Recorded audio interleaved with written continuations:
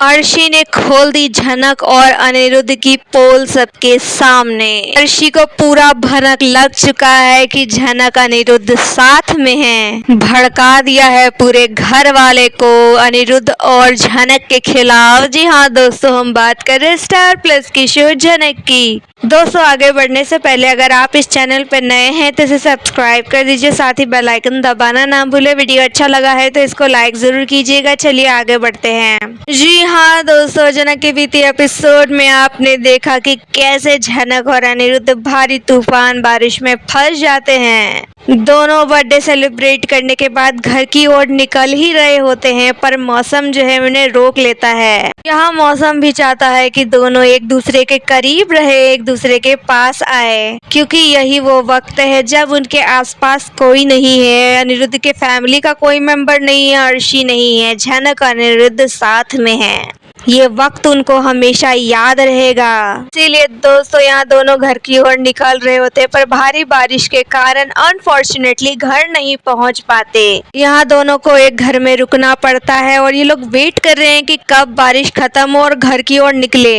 यहाँ पे दोस्तों इन दोनों को बहुत ज्यादा टेंशन हो रही होती है, क्योंकि इनको बहुत अच्छे से पता है कि घर पहुंचते ही मेरे घर एक बहुत बड़ा तमाशा खड़ा होने वाला है। कहाँ मुझे घर जल्दी पहुंचना था, सब लोग वेट कर रहे होंगे कि कब मैं आऊंगा, केक काटूंगा, बर्थडे सेलिब्रेट होगा, बट यहाँ तो कुछ और ही हो गया है। जी हाँ, यहाँ पे अनिरुद्ध के घर पर अर्शी बहुत अच्छे से तैयार होकर अनिरुद्ध का इंतजार करती है कि वो आएगा और हम साथ में उसका बर्थडे मनाएंगे। फुल ऑन डेकोरेशन हो जाता है, घर में केक भी लाया जाता है अनिरुद्ध के लिए, लेकिन यहाँ बर्थडे बॉय तो गायब है। दोस्तों, जब यहाँ पे अर्शी को यह पता लगता है कि झनक भी गायब है, झनक भी घर में नहीं है, तो उसको भनक लग जाती है कि झनक जो अनिरुद्ध के साथ ही होगी। वो पूरे घर वाले को बोलती है कि आप लोग क्यों इतना ज्यादा टेंशन कर रहे हो, वो दोनों साथ में होंगे, मुझे बहुत अच्छे से पता है। यहाँ पे अनिरुद्ध की माँ कहती है कि नहीं, मेरा बेटा ऐसा नहीं है, वो ऐसा नहीं कर सकता, वो हमेशा से बर्थडे हमारे साथ ही मनाता है, किसी और के साथ क्यों मनाएगा, वो इतने सालों से तो कभी ऐसा नहीं किया है, तो आज क्यों करेगा भला।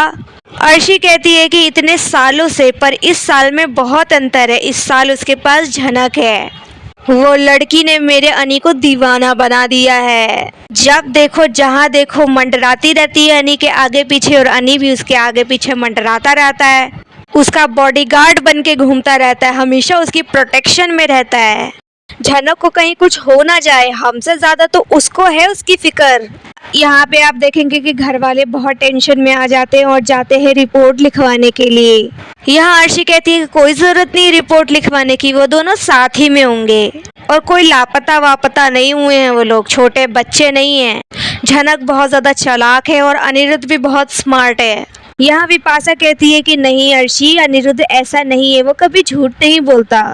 अर्शी कहती है कि झूठ नहीं बोलता, पर इस बार बोलेगा, वो हर बार की तरह वो इस बार भी झूठ बोलेगा और कोई बहुत सॉलिड बहाना बनाएगा। अनिरुद्ध की माँ कहती है कि ठीक है, अगर झनक उसके साथ भी है तो वो जब घर आएगी तो उससे हम सब कुछ पूछ ही लेंगे, आखिर वो बच के कहाँ जाएगी। अर्शी कहती है बेशक सब कुछ पूछ लीजिएगा आप दोनों से, लेकिन फिर इस बार वो लोग हर बार की तरह बहाना बनाएंगे। आप लोग मुझे एक बात बताइए कि जब अनिरुद्ध की ऑफिस से छुट्टी 5 बजे होती है और अभी 12 बजने को है, तो कहाँ गायब है वो इतने देर से, और लगभग इतने देर से झनक भी गायब है। पूरे कोलकाता में कोई नहीं फंसा इस भारी तूफान में, लेकिन वही दोनों क्यों फंस गए।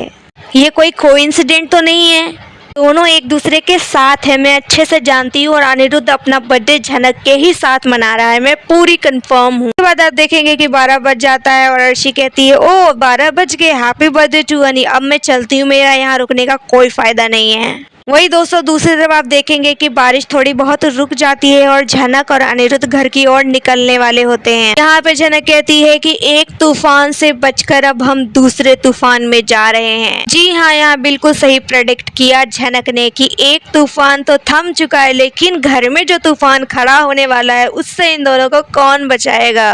पूरे घर वाले जो कहर बरसाएंगे इन दोनों के ऊपर, अब इन दोनों को हैंडल करना होगा। मजे की बात तो ये होगी कि यहाँ पे अनिरुद्ध कैसे डिफेंड करेगा खुद को और झनक को, और ऐसा क्या बहाना बनाएगा कि घर वाले फिर से उस पर यकीन कर लेंगे।